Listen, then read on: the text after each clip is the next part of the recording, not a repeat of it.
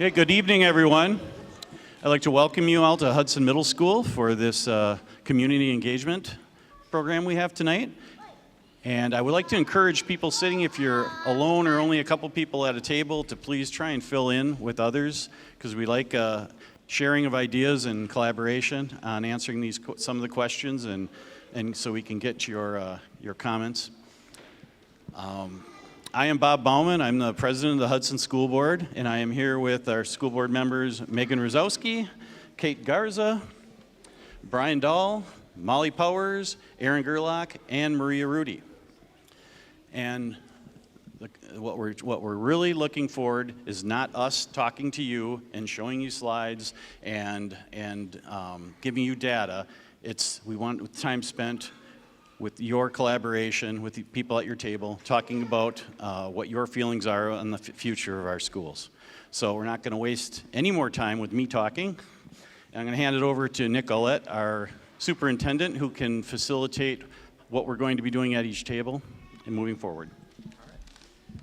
All right, thanks, Bob. So just want to go through a couple of things logistically with everybody, and kind of the whole goal of the evening obviously is for the board to be able to get meaningful feedback and an opportunity to make sure all voices are heard, not just one or two or however it may go. So at your table, there should be a Chromebook. It is underneath probably that pile of papers. If you could do me a favor and just open it up. It takes about a minute to kind of, it should open it up. Do they have to power it on, Amanda, or will it power on its own? It should power on its own. It'll look like it's not connecting. It takes about a minute. It will connect, and it will default to a form. They're in kiosk mode, so that you're able to put feedback into that. And that is the most important piece of the evening, because all of that feedback is then what the board can review and take the comments and take the feedback as they deliberate and decide how they want to make decisions moving forward. So if you haven't opened it up, please open it up at your table. As Bob said, it works better if the tables have people at them. So some of the people out on the edges, if you want to, we got open tables down on this end. Once we get started, feel free to fill in as we work through it. A couple things, you have handouts at your tables. They're color coded. So the first item on the document is white. If you don't have enough handouts at your table, let us know. We do have some more handouts, but it's the same handouts that some of you grabbed when you came in. So the first page is white, and what this is, these were the frequently asked questions. Basically, we've had the website open, the web link open for the last few weeks. We've taken the questions people have had, tried to put them into kind of a frequently asked question format, and the answers, I'm not going to sit here and read it to you. Everybody is capable of doing that, but that's what the white page is. You can also find that on our website. The other thing, before I get into all of these things, is on our website, at the top of the website, it says school closure information. You can click on that. It will take you to a folder that has even more detailed information than what is in these packets. We just didn't feel a need to have to print everything off because everybody has access to it electronically. But you can see much more information on the website, all the same documents that the board is working off of and that the district's working off of. The next document you have is a green document. So the green document is historic enrollment, K-5 enrollment in the district. People have asked us, what has been the enrollment? So we went back to about, I think, 2001 to current. And so what we did is put this document together so you can kind of see where our enrollment is. On the back side of it is just, we had somebody that said, hey, I work better having a visual versus the graphs or charts. And so all that is the visual representation of the data on the other side. So you can kind of see what the enrollment trends are. The third piece of paper that you have is blue. Okay, it's a blue piece of paper. I know it's small. I'm really sorry about that, but you can get to the same document on our website. And what this is the potential staffing scenarios as it relates to different options. When the board asked us to put together different options administratively, we came up with the 5 options. The base option was obviously what our current state is, which is six elementaries currently staffed the way it is. All of the other options are compared to that base option. So when you look and you say, okay, change in FTEs or FTE reductions, it's comparing it to what is current. Okay, so if you're wanting to know where that came from, it's comparing to what is current. Okay, those are the three documents, and you have, like I said, you have access to all of the other documents on our website as you work through. What you're going to be doing at your tables is there are three primarily discussion points that the board has wanted to get feedback on. And you'll be loading that information in, so if you can assign somebody to be kind of a note taker, you could take the notes on a piece of paper and then somebody can kind of type it in, or you can just type in it as you go. There's no format. Some people like bullets, some people like outlines, some people like to just put random thoughts in. That's fine. Any of those things work, okay? But what happens is it allows us to be able to grab all the information from everybody and for the board to actually be able to spend some time with it versus just, hey, I can't remember what this person said or I can't remember what that person said, okay? There's going to be about 20 minutes for each one of these prompts, okay? And it's not like it's a hard and fast, hey, you got to move on to the next one, you got to move on to the next one. But what the format is, at your table, it is talking about or discussing that prompt and trying to get a general overall consensus, and maybe it's not even a consensus. It might be that our table talked about these four things and they might contradict each other. That's fine. That's okay. And we get it into the Chromebook so that the board can get that feedback as we work through it. At about 20 minutes, we'll just say, hey, this is about the time you should be moving on to the next one. And then another 20 minutes is about the time you move on to the last one. When all of the prompts are done, and you've kind of made it through all of them, I would like you to select a reporter. Somebody that is going to actually report out to the rest of the group, hey, here are one or two or three things that we want to make sure kind of get stressed across the entire room. We'll go around, I'll have the microphone, and you say, here, we still have this question, or it might be, hey, we still want to make this point, or whatever it is, as we work through. It's about a couple minutes per table. So our format is we're thinking it's going to take about an hour to have the individual conversations, and then it's going to take about an hour to kind of get all of that feedback, some of the highlighted feedback points.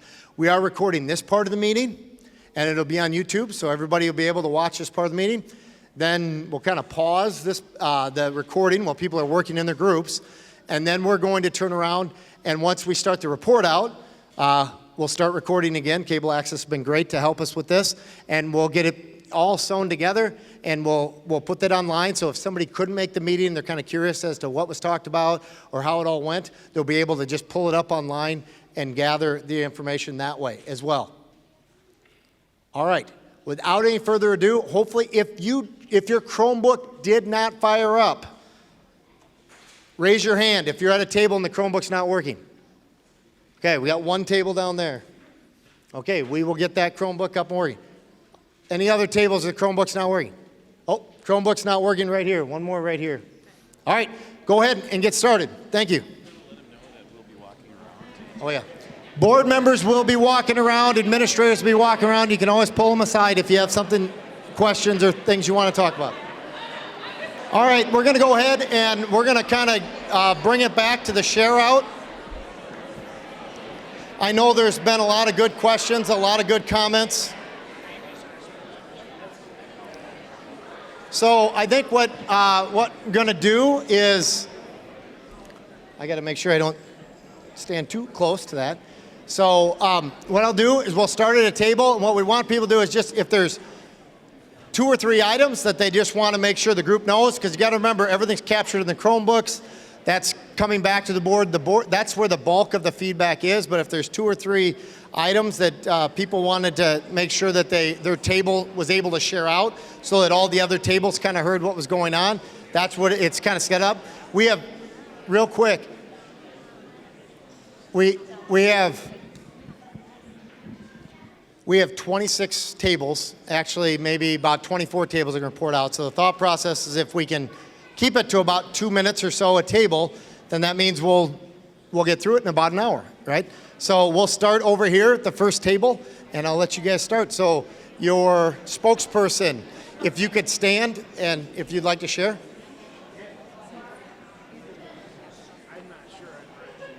Not ready? Okay.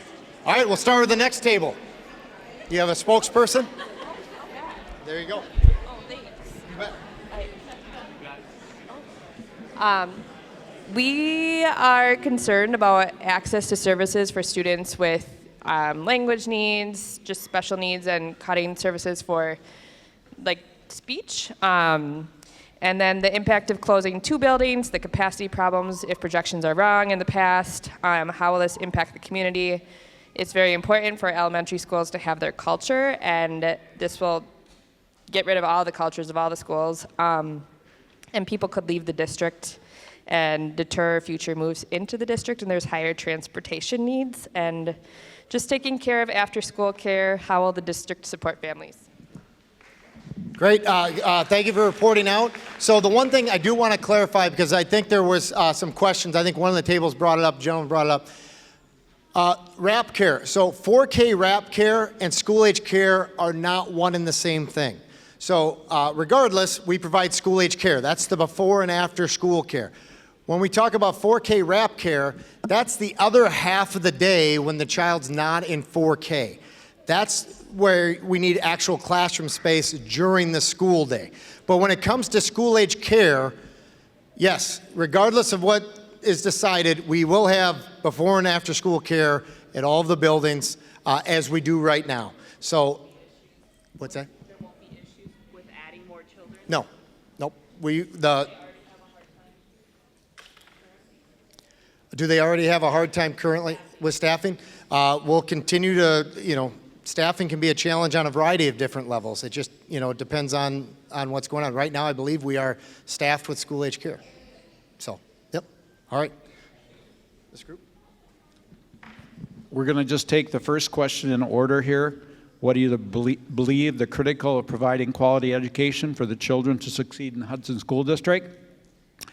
Quality educators, reasonable class size, safety and security measures to keep the students safe, special needs and gifted and talented programs, reading proficiency, support staff, mental health, for example, reasonable facilities for temperature, playground, and windows, arts and music to continue, culture per school and district overall, some sense of unity, properly equip students with technology but not going overboard. Do elementary students really need tablets?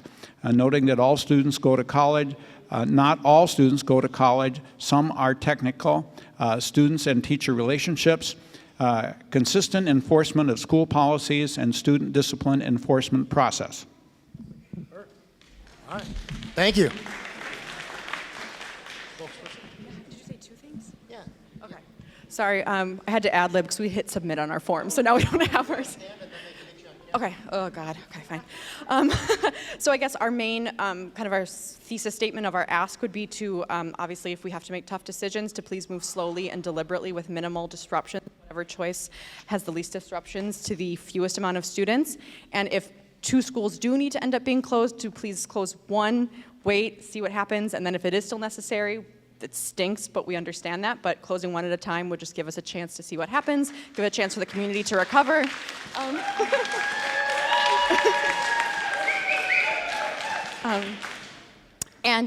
other, that was more of like our request, and one concern is that this could potentially dig us a deeper hole by closing schools. Then more and more families don't see the appeal of Hudson, and especially I know Holton is a big, big draw for their local community, so that this could dig us a bigger hole, especially based on an email last week that St. Pat sent out that I'm speculating, but alludes to the fact that they may be eyeing the Willow River property to expand and do a Catholic high school, and that would additionally poach more students from the district if that happened. Yeah. All right. Thank you. Next table. You have a spokesperson?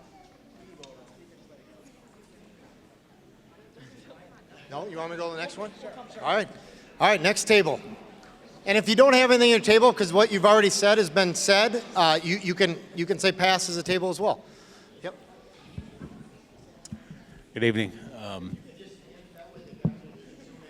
right. Haven't spoken in front of people since college, so hang on here. All right, so I help with our table here, gathered this information. So Holton Elementary is the highest performing, most cost efficient, most stable school in the Hudson School District.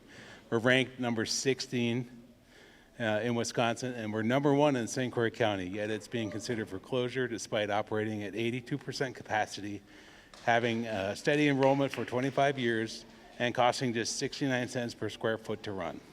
Closing it would dismantle a proven model of excellence, weaken Hudson's overall academic standing, and burden Holton families with longer bus rides, crowded classrooms, and hidden costs as the district grows by nearly 1,000 homes in the near future. For 150 years, Holton has anchored rural community life, fostering connections that would be lost without it. Shutting down the district's top school is not saving money. It's eroding achievement, reputation, and trust.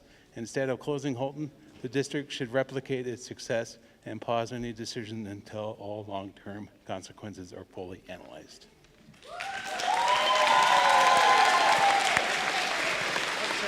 All right. Next table. One thing we discussed is that early intervention among small class sizes is key for student success, both for general ed students and special ed students. And this is possible currently with the amount of elementary schools we had, and we fear this will be lost if we consolidate the schools. Question we have is, can the board provide a clear distinction between one-time savings from closing one or both schools and the reoccurring savings? And how do these compare to other budget reductions being considered? And our last thought was, we're hearing that this problem is not unique to our school district, but we're wondering if Hudson can be the district to bring a unique solution to keep our small schools a priority. All right.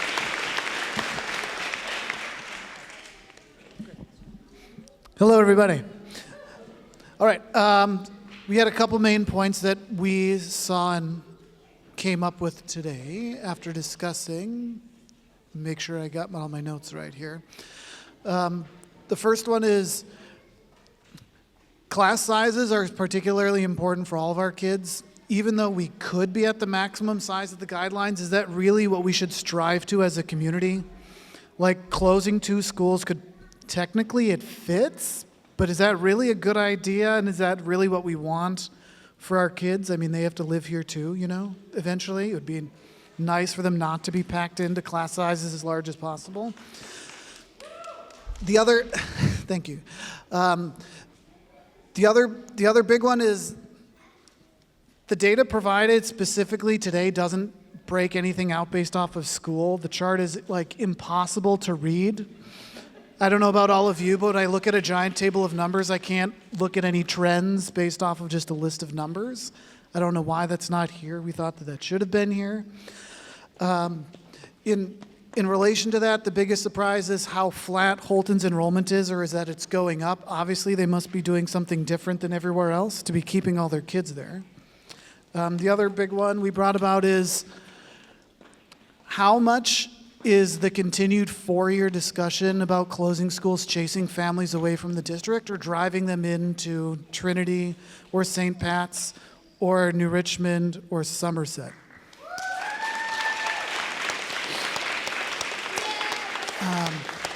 And kind of the last big main point that we've noticed is there's a lot of data that's missing to really like make a decision on this.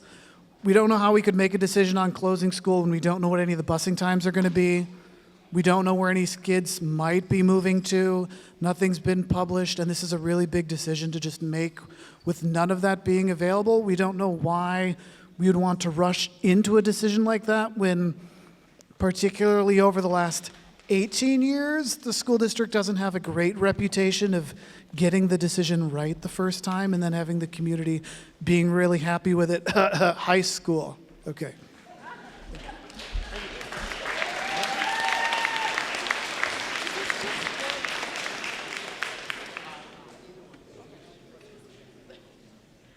Okay, not answering questions today. Got it. So I guess to go off of what John just stated, in a letter that I sent the board the other night, I don't understand how we can make such a large financial and impactful decision without seeing both sides of it. Yes, I understand there's large cost savings associated with these decisions, but we don't know what ramifications these are going to have. To John's point, additional costs for busing. Are there students that this is going to impact who currently open enroll, who will choose not to open enroll because we've closed a school very north of town? As a board member, I don't know how you could vote for this without seeing that information. That seems very irresponsible to me. And I'm a CPA, so I very much understand the numbers. I very much understand having to make hard decisions based on financials. I get that. I get on paper that there's some budget shortfalls that need to be addressed. I'm not blind to that, despite being very much biased towards keeping these schools open, but I don't get how we can only look at one side of this decision. And the other point that I wanted to make was if enrollment is our biggest struggle right now, one of our struggles, to me, closing Holton, that decision shrinks our reach, right? We're closing a school north of town. Again, is there not opportunity for open enrollment in Somerset and New Richmond that now we're pulling back on? And the other side of that is our 4K program. Right now we have partners in the community who are not district. Why are we basically outsourcing the 4K program instead of bringing that in district?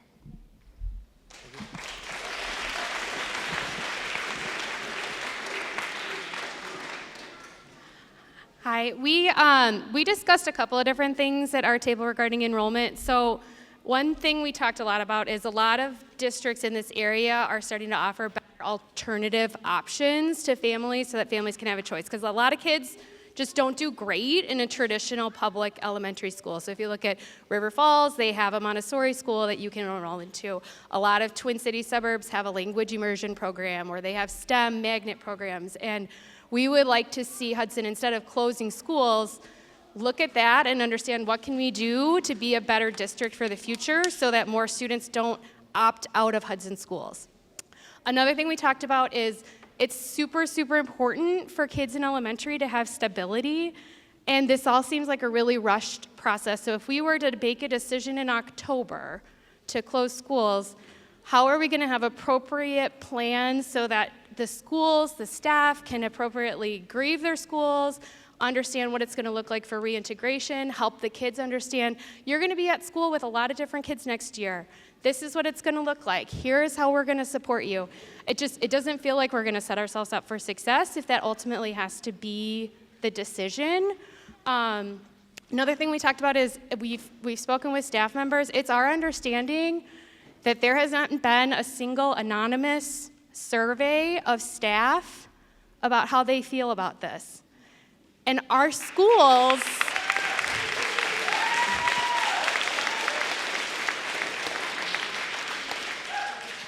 are really special, and they are what they are because of the staff. There's a teacher shortage.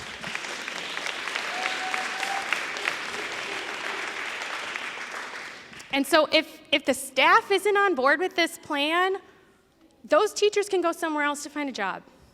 And we won't be able to find people to replace them really easily. We can talk about relieving all of these staff through attrition because of retirement, but all of the staff that choose to leave because they don't like it or they felt like they weren't included in the process, you can't replace them as easily. And so it feels like you're missing a really valuable voice when making this decision. I think those are the big things that we talked about. Anything else at the table? All right, that's it. Thank you.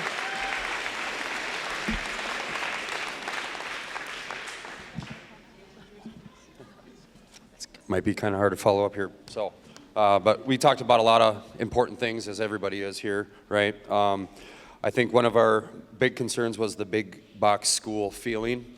I think a lot of us in this community are here because of our school systems and the smallness that we get from it. And we know that the cities are just, 20 minutes away.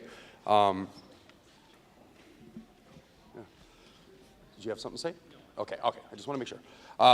So I think one of the main reasons that, I moved here, I'm originally a mud duck, but I met my wife, born and raised in North Hudson, and once I got to this community, it was a no-brainer that I was staying for the rest of my life and raising my kids here.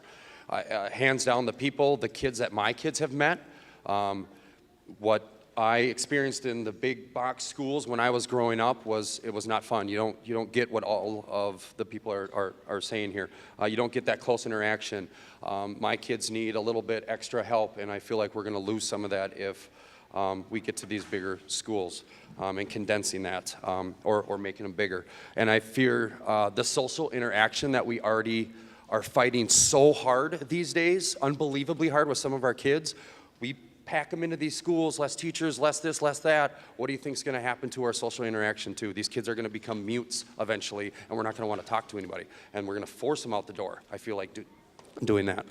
Another thing is the characteristic, especially I'm a Holton parent, Willow, we originally moved to the Willow neighborhood, loved it. We wanted our kids to go to actually one of those two schools.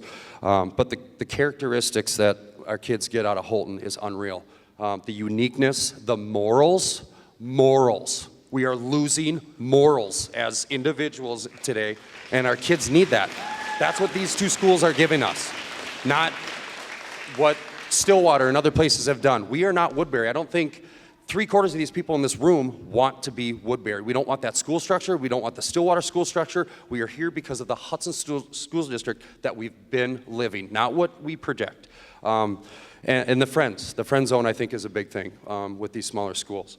The ability to grow with friends and not feel so forced to be, it's always about the homework or something like that.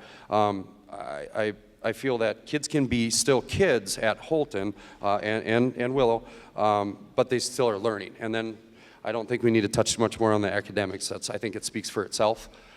That's pretty phenomenal in this smaller school structure. But the higher test scores in the elementary, and then we're condensing down to these middle schools, we're seeing a lot less higher scores. I think the main reason is because they're not getting the attention. The packing into that bigger school. Sorry, I'm kind of losing myself here. A lot of eyes on me. The growth. Yeah. Yeah. Yep. Here. No? Okay. So it's not really public knowledge to really the whole town or other school districts too, or not other school districts, but other schools. Doesn't feel like we're getting the full votes. It's just kind of directed towards us parents of Willow and Holton. So I guess I'm kind of curious about that. We have questions about that, why it's not really being promoted as much. Do these other schools know how many other kids are going to be coming in? Do they know that all of a sudden now they're going to go from this class to this class?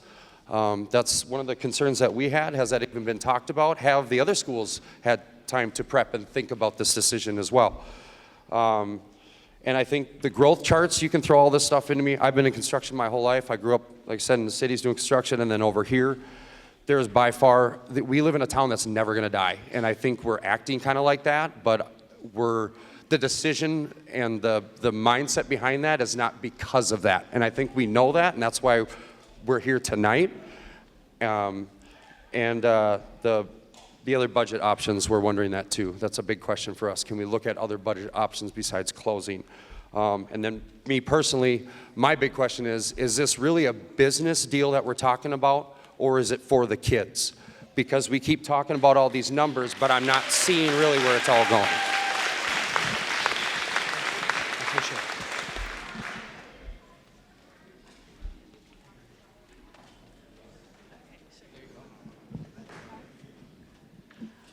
I don't know that we have too much to add to the great stuff that people have already said, but I just really want to emphasize the things that we came up with as our priorities that we really want the district to focus on. I think that we all really felt strongly that relationships, particularly relationships with staff, but also relationships with peers, are something that we really want to prioritize. And the stability and the safety of our schools. We're concerned that as the schools get larger, that it's harder to maintain the security of those buildings as well. And then I think that, people have talked about the geography of Holton. Certainly it is kind of in a unique position, but I think that the other thing is that it's a hub of a community. There's not a lot of other things and so that's really what brings the community together up there. And then for me personally, I think that I would love to see the Hudson School District do more outdoor education, more green space, more environmental education. And I think that that's something that's really special about Holton that I would love to see preserved.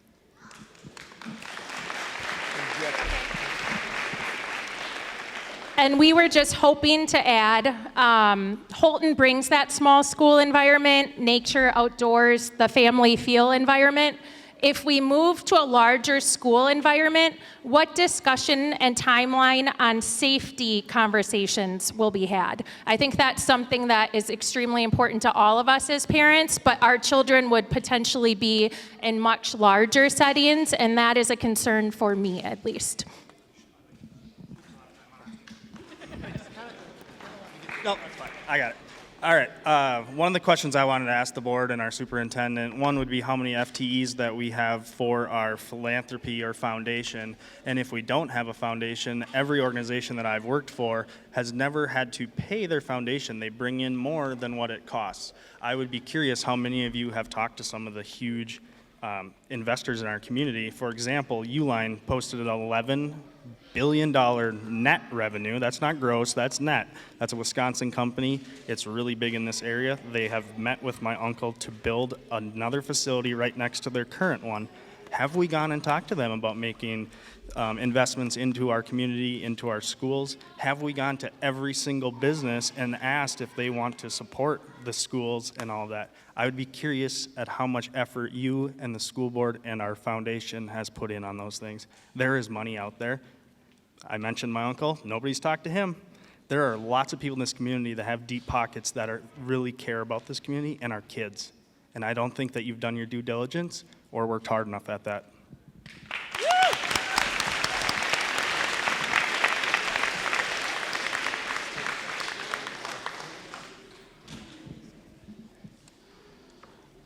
All right, everybody keeps talking about a small school. That doesn't necessarily mean numbers. It's a feel. It's a community feel that we have in Holton.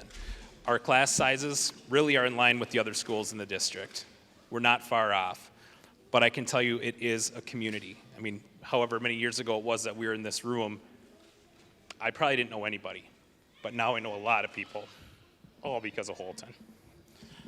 So we want to keep our neighborhood and community schools in the neighborhoods and communities. I just looked at all the people at our table that our little girls are friends with, their kindergarten and first grade, who also nobody knew would be heading to Hudson School District when we were here a few years ago, because they don't know the incoming class. They don't know the incoming enrollment. Unless it's for the current school year, they don't know who's coming. All the people we've been talking to in the past few weeks, all we hear is, oh, my neighbors just moved in with 3 kids that'll be going to Holton, but they're not enrolled yet. There's 1 and 4-year-olds, there's 2 and 3-year-olds, it's all over the place, who there's no record to have them coming in. So I think, again, looking to the future, there has to be some sort of foresight before we make these decisions. And again, we keep bringing up too, there's a lot of new construction. Holton is the spot where there's the land to build these houses. That's where the population is going to be moving to. That is where the kids are going to be moving to, and that is where the school needs to be. I moved from Stillwater. There's a lot of other people in here that probably are from Stillwater. They just closed down 2 schools a few years ago. Now they're building new ones. They're building bigger ones. And I couldn't imagine sending my kindergartner to these big schools because they'll just get lost. Kids can be somebody in a small school. They'll get lost in a big school. I think it's been brought up too, but I think, again, this will bring a lot of options for these Holton families if the school closes to search outside the district for other education. So, and then bus rides is on here as well. It just seems like a lot of consequences to save $5 million, whatever it is. If both schools close, the other thing that we heard too of all the kids that get displaced would be about 50% of the district would get moved to a different school, which is about 1,000 kids. This is way bigger than a Holton Willow issue. It affects everybody in the district. So we just want to let Holton and St. Joseph grow. Also, it looks like these housing studies were done in like 2022, I think is one of the things we saw. So we need updated data, especially with the housing industry growing, projected to grow that way. I think Warren Buffett just invested like $1 billion some in different building companies and stuff like that to keep it going here. So over the last 25 years, Holton enrollment has stayed steady, increased this year. So it's the most consistent. The kids are staying in the Holton School District and not looking elsewhere. I know there's a few people in this room who've actually open enrolled their kids into Holton from other districts. That's amazing. We've also not seen the potential redistricting map. I think that needs to be released to the entire district before an educated decision can be made, because again, it impacts a lot of people and a lot of kids. There's people at our table that moved to St. Joseph specifically for Holton Elementary, came from Minneapolis, Maple Grove, all over the place, specifically for the school. So I think they just asked at that table too, how do we raise the money? How else do we fix the deficit? What's the plan? Let us help. We're a strong community and we're motivated. Let us do it. And I'll close out by saying we hear all these different demographic studies that there's older people moving into the district, older people moving into Holton. Well, that might be true, but older people are having kids. I'm not young and I have a kindergartner. And I think that's pretty common also. The school-aged kids obviously are the same, but school-aged parents are getting older. What's that? I'm in my 40s, I guess I'm supposed to say.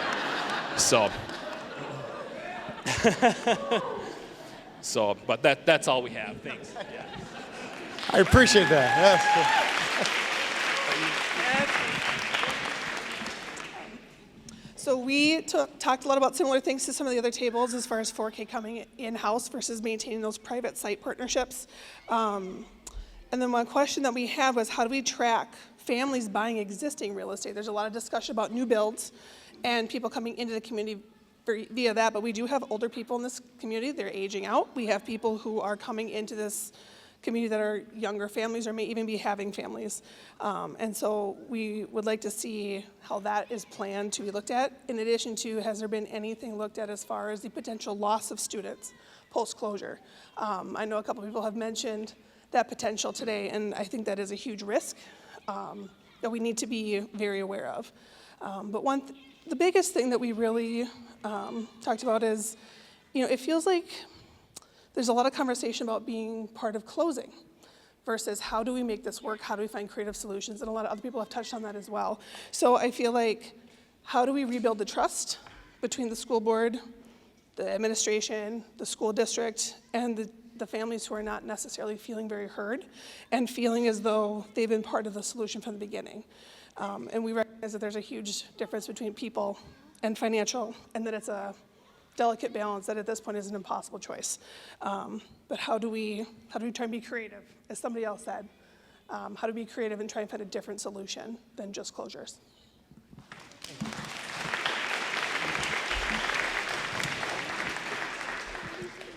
Okay, so I know you guys all have a big push for Holton as being a small community school, and Willow is the same, and it's been the same for my 4 children. I do have the graduating class of Willow from 2024. My son is part of that, and I have 3 other children that went through the school. So I have no one currently in the school.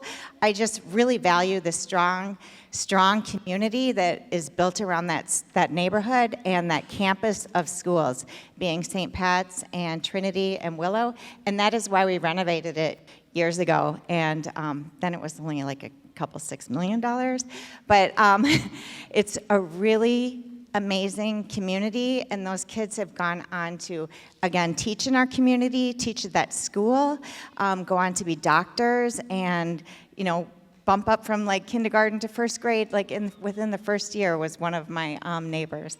But amazing, amazing students and amazing community. So I'm putting the push on for Willow. I know it's really unfair for you to make us choose one or the other, because I don't think either one should go. And and not even be an option. I think we should really try and make our schools work as a whole. Thanks. A lot of really wonderful things said tonight, most of which we have here on our computer, so I will do my best not to repeat. I want to echo the last comment about not desiring to advocate for one school over the other, and we have many wonderful friends from Willow. I am a Holton parent, and there is years of wisdom at my table in particular, so I felt very fortunate that they all aligned with my views when I sat down. It was very convenient for me. The one thing that was just briefly touched on that I want to spend just 30 seconds saying, so normally we would advocate for both community schools, but the board took that option off the table. So what has happened is now we are here advocating our table for Holton tonight. What I would love the board to consider is that closing Willow would impact fewer students through redistricting efforts. Moving from the center out impacts fewer than moving everybody in complete populations from north to south. It would have a lesser impact on busing. It would cost less, logistically be easier for the third party that I've referenced that would conduct these redistricting options. I think that's all I had, unless there's anything else. This is one of the gardeners at Holton, so this is very dear and dear to our table.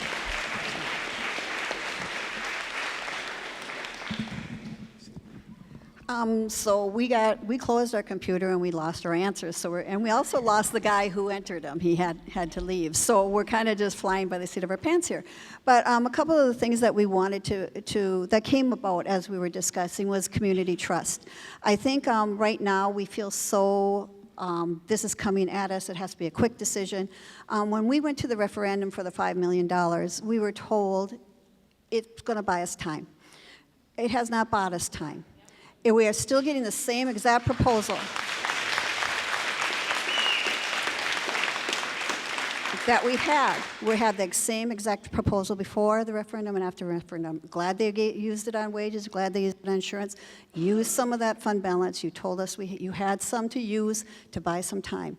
Buy some time. This is a huge decision affecting all of Hudson. I think that the information that was given to us on what schools have for enrollment, Holton's is correct. I mean, that's pretty much Holton School is Holton kids. But when you go to Willow, you've got kids coming in from Burkhart, you've got kids coming from all different areas, you've got Prairie, they're busing them in. So those numbers are skewed on who's gone up, who's gone down. It's where they're busing them from that brings those numbers into line. And I think John kind of made reference to that information is not accurate per school because it just depends on who's bused where. I would like to ask that they slow down, get some better information, but also include your teachers. I think somebody else mentioned that. The teachers are so important, and their support is so important in this. As we all know,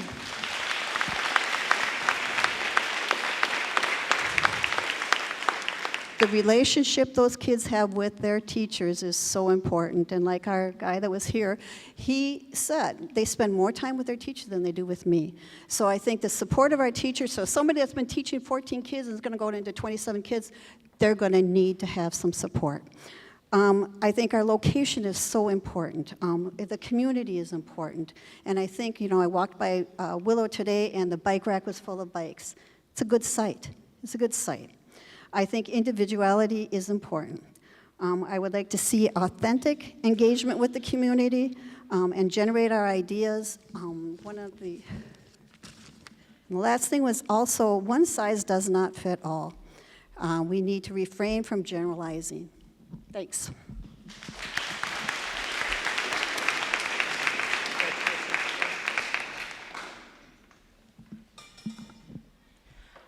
Okay, hi.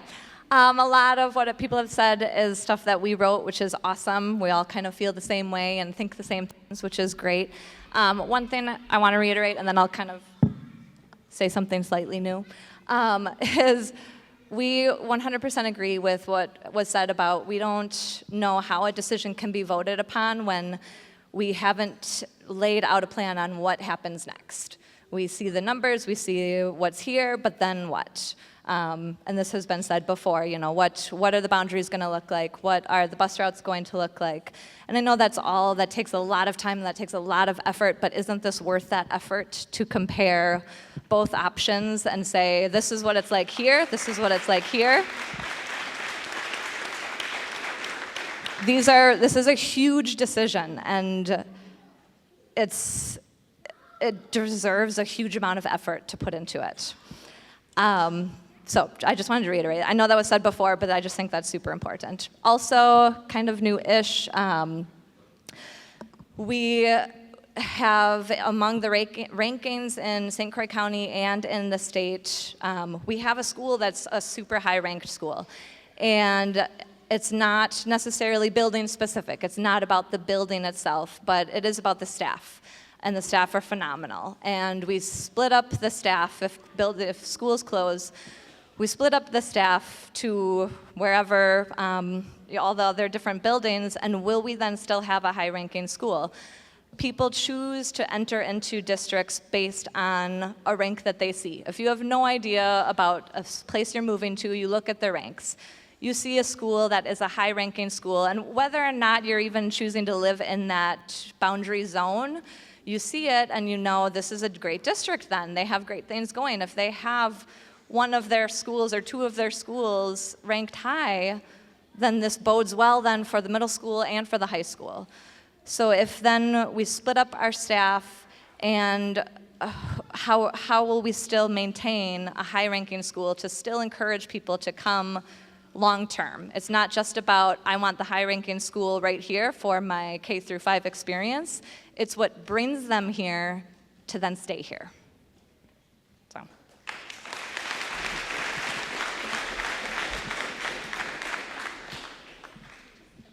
A lot of what we reported and entered into the computer, a lot of other people have mentioned, but I did want to reiterate, or somebody at that table said over there, that there seems to be maybe a lack of transparency between the administration and the community as to how this process is going and how it has been going. One of the things that was brought up was the high school referendum, and at the time, one of the reasons for the high school referendum, I don't remember the specifics, I voted for it anyhow because it's a high school, you need a high school, it was packed. It was overflowing. It didn't meet the needs of the size of the classes that were in there currently, and so it needed to be expanded. And I think there's a lot of people in the community that look at how could that have been the case then, and now we have declining enrollment within the district, and so there's some mistrust about that. And I think you can look around and see that this is, of these sessions that have happened, this seems to be one of the smaller ones that I've attended. Usually it's full. There's a lot more people here than there are tonight. And so I think the community kind of looks at this and says, they already know that the fix is in, and so they're a little mistrustful of how this is going to go forward. The other point that our group made was maybe counter to one of the groups over here that said, why don't you do a phased approach, do something now and then something else later, see how the first thing works. But our group made it kind of one of our points is that there should be some stability in the decision, that it should be kind of well thought out and commit to that decision such that there isn't anxiety in the children going forward, that they know that, oh, my school might close or might not close. So that was kind of one of the points that our group had. Did you guys want to? Okay. You want? Oh, speaker.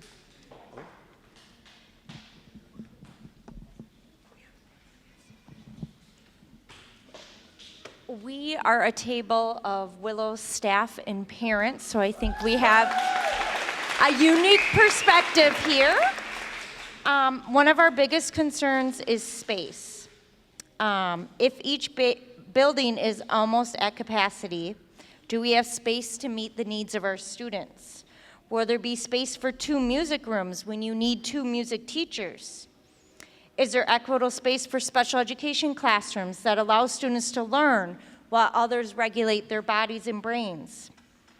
Will we be able to retain high-quality staff in these working environments when teachers don't have the appropriate space to teach? I am worried about teaching at 100% capacity, and I'm worried about sending my kids to a school at 100% capacity. We also talked a lot about the culture at Willow, and the culture is very strong. We have very strong family and community connections, and I think we would all be quite devastated if the school closed. Now, that being said, there are hard decisions to be made, and if we're going to close 1 or 2 buildings, we would really urge the board to be very thoughtful in how this process is done and take time to make sure that voices of staff members and of parents are heard. Perhaps if a decision is made to close, maybe next year could be a complete transitioning year where staff got assignments early in the year, and we could make vision about what these new buildings could be. We could maybe get parents and community together at the new buildings to develop that culture without it being kind of rushed at the end of this year. So that's what we have.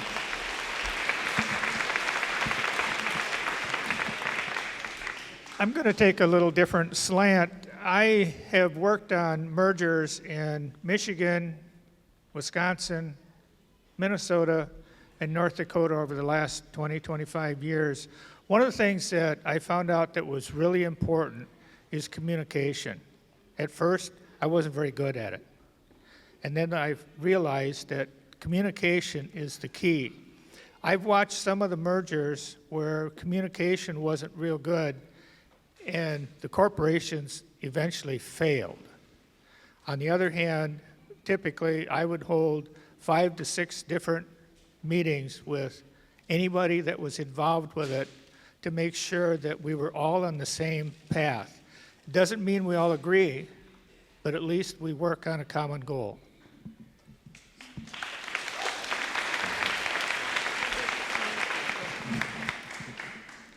I won't repeat everything that you all have done because you've done a great job. We had a statement that we put in our notes that I wanted to read and then just add something to it. It says, please consider the students' needs. Instead, we want the Hudson School District to say, we can find a way to deliver the best education to our youngest students in an environment of closeness and nurturing that smaller neighborhood schools will provide. We believe in the neighborhood schools. We believe that that gets students to know their friends. Parents get to know each other. You talk about getting to know parents because of being in schools. I have lifelong friends because of being in PTAs. And the thing that I am a retired teacher, the most important thing is making sure that young kids love learning. And if we don't do this right, we are going to lose these young children and we'll never get them back.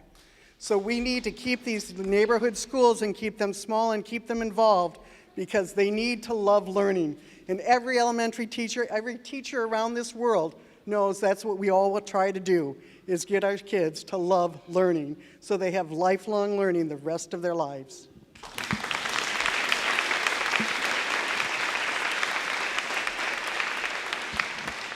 Thanks. Our table echoes everything that you guys have been saying. I mean, I'm not going to waste our time. We're all ready to go. But one question we had for the board was the land on UU. We've heard that 90 acres has been sold or slotted to be sold, but 15 acres has been kept for the chance to build a new school. So we're just wondering, is that your intention? Has that been your intention all along? Is this pointless right now? Are you already planning on closing both to build a brand new one?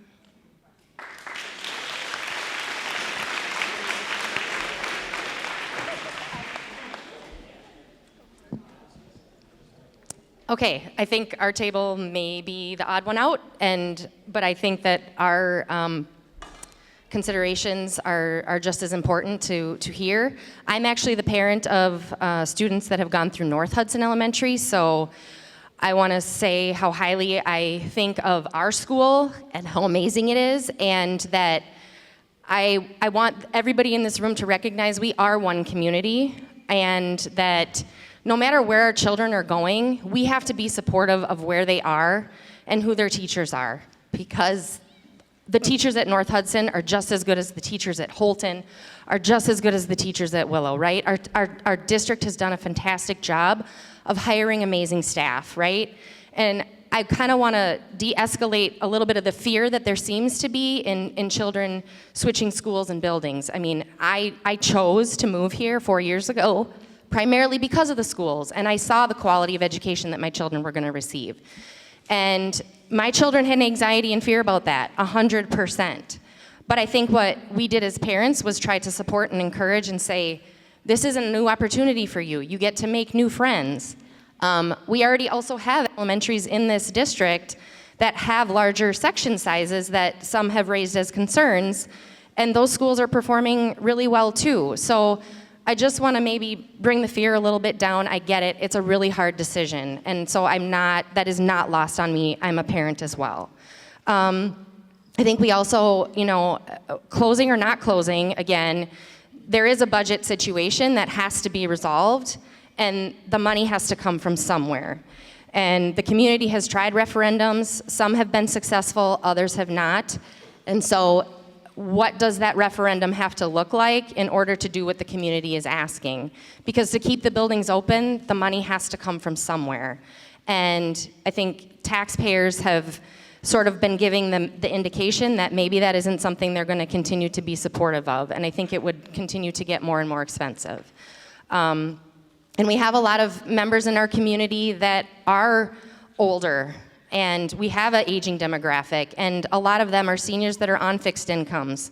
So while those of us can, absorb the potential cost increase, there are seniors who are on very fixed incomes that really cannot afford that extra $10 a month, right? So I just want us to be mindful of those others in our community that have to support our schools as well. Is that my beeper? Okay, time's up.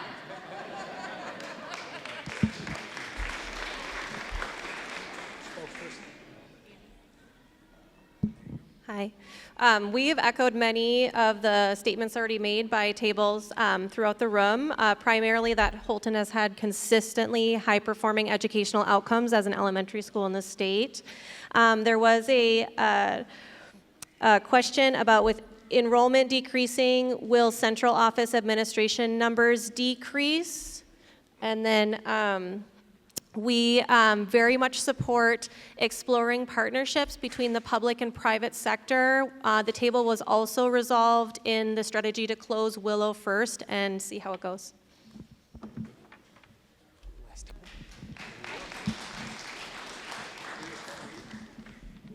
Again, our table discussed and echoed a lot of what has already been said in this room, but we directed a lot of our concern at the board.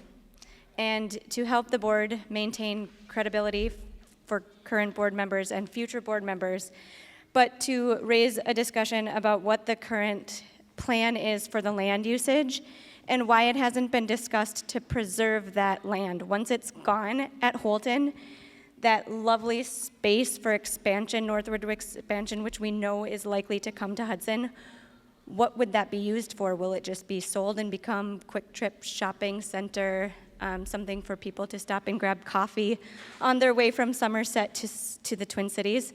Our concern is to maintain that setting to potentially be office space, or when we are thinking of expanding schools, one day, what if we need another middle school or, growing on to a larger elementary school instead of starting new, using that existing space and the land instead of looking elsewhere. Did I cover all that? We also like to support the community involvement and the involvement of the parents in their child's education. I am a new family in the district. My daughter is in kindergarten, and while we understand stability is important for children, we did discuss open enrolling our child into another school just to create that, and decided our child is resilient. I believe she will get a great education wherever she goes in the Hudson district, but there is a sense of familiarity to send your child to the school to know where your daughter or son is going to go next, and to have that future plan. And I do feel, as a young family in Hudson, that this decision is relatively rushed. It was surprising to me that my daughter could only go there for one school year. And I know that decision needs to be made sooner or later, but it does feel that that's coming very fast for my family. All right. All right, thank you. And I know I'm trying to be respectful of everybody's time, but a couple of things just want to draw attention to. The board has a work session. It's coming up on the 29th. They'll be discussing school closures coming up on the 29th. It'll be at the high school auditorium, so we want to make sure we have plenty of seating for people if there are people that do want to attend. It will be broadcast as well. Tonight's meeting was recorded with the River Channel. It's not live, so give them a day to kind of put it together and get it online. It's not live, but it's partly because we had that kind of work session time in between. We'll get that out there. The board will be reviewing all the feedback that'll be going. That'll all be collected and going to board members so that they have all that information. I appreciate all of your time tonight. I know it's a very intense topic, and there are a lot of wonderful points that were made tonight, and I know there's a lot of still conversation to be had. So I appreciate your time. It's 8:10, and sounds like the kids are still having a pretty good time down in the other cafeteria. But thank you very much for coming tonight, and we'll be up here if you still have some questions. So thank you.